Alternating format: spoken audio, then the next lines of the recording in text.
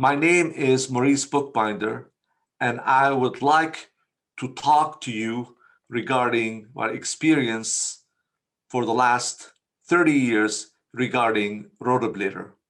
Starting in 1985, following my experience at Stanford Hospital, we decided to move to San Diego and began my interventional career, including a new invention called Resurgence. This was intended to advance a flex guiding catheters to move arterial catheters. At that time, while working with our balloon systems, one of our friends from New York, Mr. Pell, decided to introduce myself with a friend called David Oth. He was an excellent engineer. Dr. Oth was working with a new design called rotablator system, Inc., with femoral arterial catheters. In 1988, we decided to work together and move forward instead to move to the heart rather than peripheral arteries.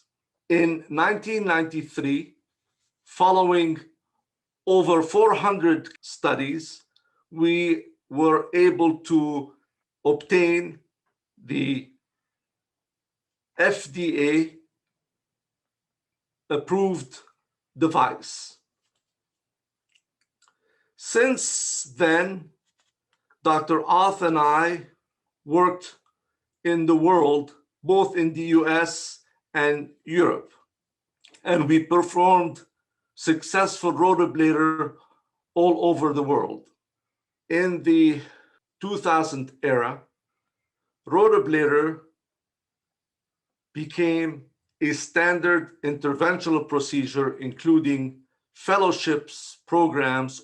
Despite rotablator cases all over the world, DES developed and became standard of care.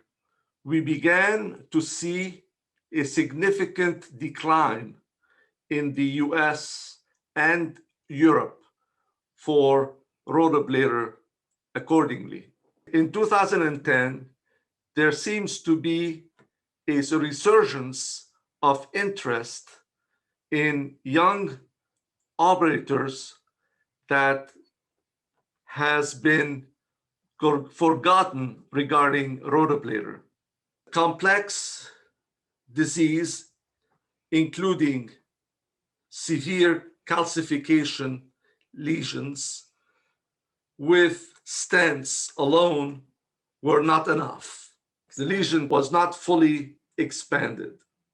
Patients with multiple comorbidities made primary stenting difficult and not ideal. In addition, involvements of new cases, including TAVRs, MitraClip, and other surgical cases, were interested now in rotablator.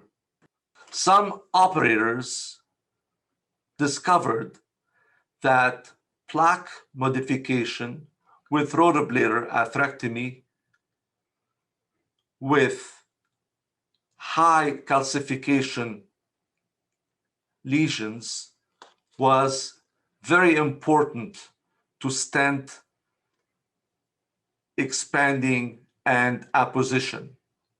At this present time, rotablator continues at the excellent choice for treatment of patients with severe calcification. It is the most cost-effective therapy at this time. However, the new technologies are quickly evolving. For example, the intravascular lithotripsy or shockwave, so-called IVL, has been a very interesting treatment for severe calcification that would still difficult for treatment with stents alone. Unfortunately, these new treatments remain costly with the US and Asia. We believe the addition of rotablator before and after IVL is clearly the best possible cases. A lesion treated with rotablator with residual calcification seems to melt when addition of IVL is applied. I would like to thank you, EuroPCR, for allowing me to present my 30 years of experience in rotablator